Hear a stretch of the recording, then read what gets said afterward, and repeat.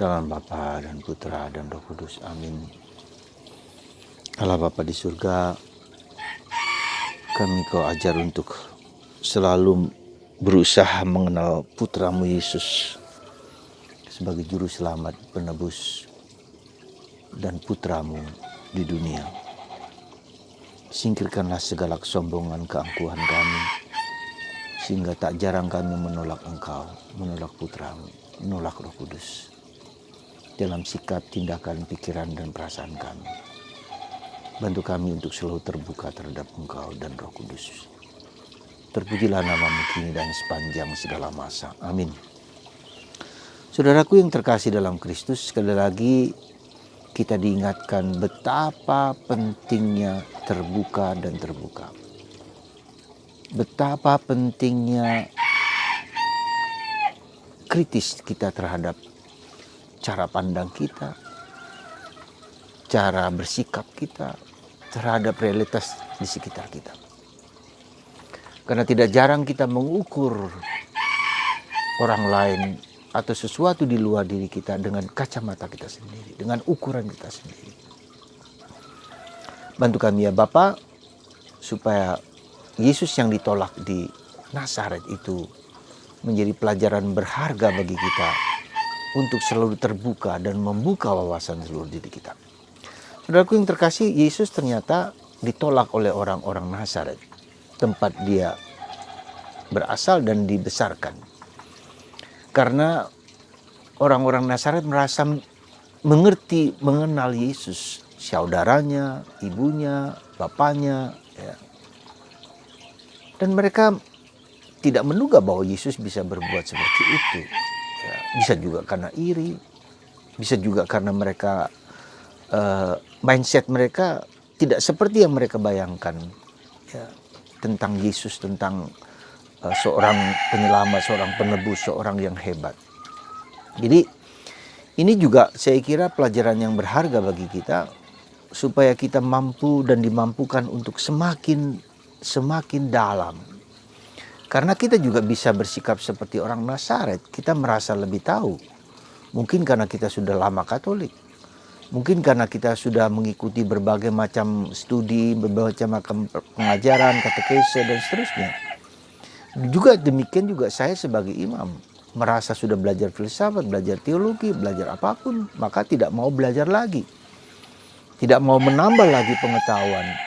Ya, bukan hanya pengetahuan, tetapi di sini Yesus mengajak kita untuk bukan hanya sekedar intelektual, rasional, tapi suatu relasi yang lebih dalam aspek emosional, tapi juga dalam aspek rohani. Ya. Jadi ini yang saya kira perlu sungguh-sungguh, saya pun menyadari itu, betapa kita harus sungguh-sungguh terbuka dan membuka diri. Ya, bahwa kacamata kita ketika kita mengukur orang lain, ketika kita mengukur siapapun juga, ya kita berprasangka karena ada ukuran yang kita pakai, dan kita pakai itu kita terapkan pada orang lain. Ya, nah itu yang sering kali terjadi di masyarakat kita. Misalnya katakanlah orang Katolik menuduh orang Kristen, menuduh orang Islam, menuduh lain agama dengan kacamata saya.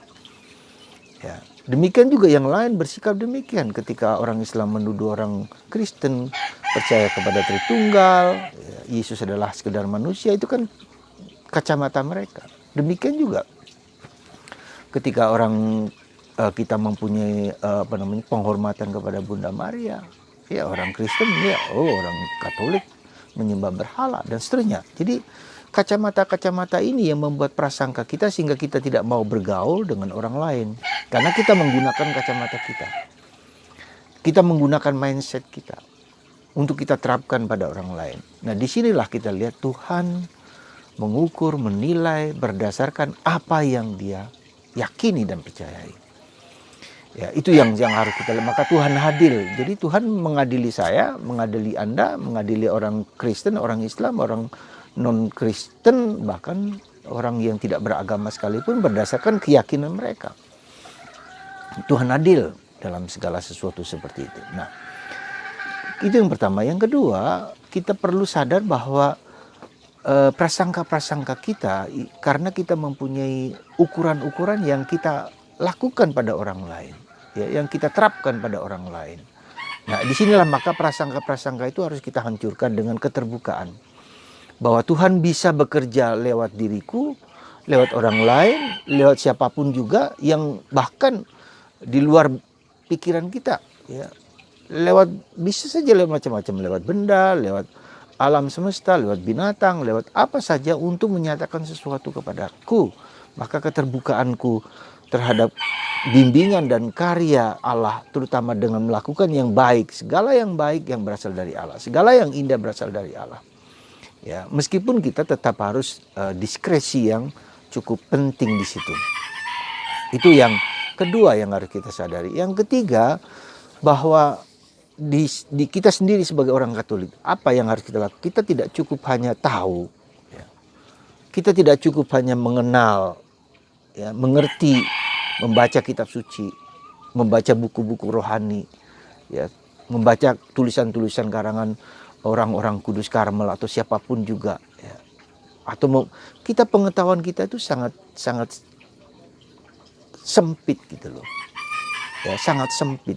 Nah, maka kita harus masuk ke tingkat yang lebih dalam, bukan hanya sekedar pengetahuan, tapi masuk ke kedalaman, ya, masuk ke dalam aspek afeksi, menjadikan Tuhan Yesus sebagai sahabat. Sahabat itu tidak cukup hanya di kepala, tapi ada relasi hati ke hati, relasi personal, relasi kedalaman, mengenal tahu, ya, lebih dalam, ya. Jadi mengenal lebih dalam dari hati yang terdalam. Jadi kita tidak cukup tahu orang itu dari aspek luarnya, tetapi dari aspek batinnya, pergulatannya, perjuangannya, ya, keterbatasannya, kerapuhannya, ya. Dan itulah yang harus kita lihat, bahwa Yesus bahkan menyebut kita sebagai sahabat. Nah, ini suatu yang luar biasa. Yesus menyebut kita sebagai sahabat, ya.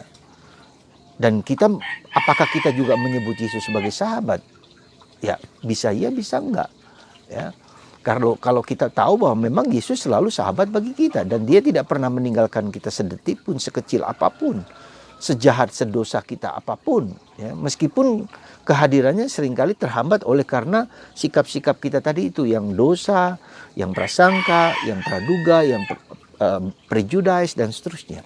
Ya, jadi sekali lagi kita memasuki level-level pergaulan keakraban kita dengan Tuhan. Dan lebih dalam lagi adalah seperti dikatakan Yesus adalah bahwa engkau mengabdi aku dalam roh dan kebenaran. Jadi kita mencari kebenaran, kebenaran yang sejati. Jalan yang lurus itu jalan kebenaran.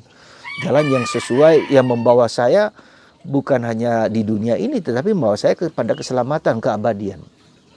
Ya, kebenaran itu tidak hanya di dunia ini. Apa yang kita lihat, apa yang kita pandang, apa yang kita rasakan, ya, nampaknya benar. Tapi apakah itu membawa saya kepada keabadian, kekekalan, ya. Mungkin orang tahu hidupku, masa depanku dan seterusnya. Apakah pengetahuanku tentang diriku, orang tahu tentang diriku dan aku tahu tentang segala yang di dunia ini juga membawa saya kepada kebenaran, pada keselamatan, keabadian? Belum tentu, ya. Belum tentu. Misalnya orang-orang tertentu yang, dalam maaf lah, katakanlah orang kejawen gitu misalnya, dia tahu banyak tentang banyak hal, tentang dunia gaib, dunia mistik, dunia macam-macam. Tapi pertanyaannya, apakah pengetahuan kita itu, pengetahuan itu tentang alam semesta, tentang kepercayaan, tentang keyakinan membawa saya kepada keabadian atau tidak? Ya, atau hanya sekedar pengetahuan esoteris yang membuat saya tahu banyak hal. Tapi apakah saya itu membawa saya kepada keabadian? Membawa saya kepada kebersatuan dengan Allah? Jangan-jangan tidak, ya. Nah, ini juga kita harus kritis, ya, terhadap segala bentuk-bentuk aliran-aliran kepercayaan yang di mana-mana ada. Sekali lagi, apakah sungguh-sungguh membawa saya kebersatuan dengan Allah yang benar, Allah yang hidup, Allah yang kuasa? Maka saudaraku terkasih dalam Kristus, mari kita memasuki dunia batin itu, yang ke dalam itu. Apa yang harus kita lakukan? Ya, harus kita lakukan apa? Ya, jadi kita tidak cukup hanya tahu, mengenal, tetapi mengenal dengan batin, panca indera batin. Ya. Maka Paulus mengatakan, hendaklah kalian memiliki pengetahuan yang benar pengertian yang benar tentang keselamatan itu. Nah, Yesus keselamatan ini apa? Keselamatan itu menurut Yesus adalah percaya kepada Allah yang mengutus anaknya.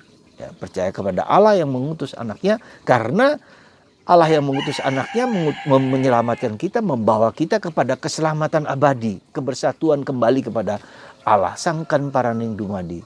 Kita kembali kepada Dia yang menciptakan aku. Dan ini merupakan sesuatu yang harus kita pegang. Yang harus kita pegang, yang harus kita hayati, yang harus. Nah, untuk masuk ke sana kita harus apa caranya? Ya, menurut saya ya belajar kitab suci. Kita membaca sabda Allah. Ya, di situ kita tahu bagaimana Tuhan membimbing menuntun bangsa Israel dalam jatuh dan bangun, dalam dosa dan keselamatan, dalam kebaikan yang Tuhan berikan, dan Tuhan tetap setia dengan mengirim putranya Yesus ke dunia untuk menyelamatkan saya, menyelamatkan kita, menyelamatkan dunia. Ya, kalau Tuhan menyelamatkan saya juga harus membawa orang lain percaya kepada Yesus. Ya, nah itu. Jadi itu percaya kepada Allah yang mengutus Yesus Kristus sebagai juru selamat. Semoga kita masuk di dalam misteri itu. Jadi membaca kitab suci, belajar kita hening, belajar kita diam, belajar kita mendengarkan suara Roh Kudus yang Tuhan berikan dalam hati kita. Dan kita mendengarkan suara kebaikan, selalu melakukan hati nurani, lakukan yang baik, hindari yang jahat. Ya. Lalu itu semua, dan katakanlah dalam aspek tertentu cinta kepada Allah dan cinta kepada sesama manusia. Jadi ukurannya ke sana, saudaraku. Sejauh mana saya mencintai Allah yang benar itu dengan sungguh-sungguh, dengan setulus hati. Sejauh mana saya mencintai orang-orang yang berada di sekitar saya. Entah Anda suami, istri, apapun juga mereka. Atau orang-orang yang tidak seagama dengan saya. Siapapun juga. Ya. Nah, kita tidak bisa merasa bahwa apa namanya yang kita imani itu adalah satu-satunya yang menyelamatkan saya. Bisa saja. Jadi Tuhan membuka mata saya, ya, membuka mata saya lewat orang-orang lain juga. Ya, jadi cinta kepada Allah dan cinta kepada sesama. Cinta kepada sesama diwujudkan dengan cinta kepada Allah. Ya, semoga kita lebih dalam mencari Tuhan. Maka Yesus mengatakan, carilah dulu kerajaan Allah.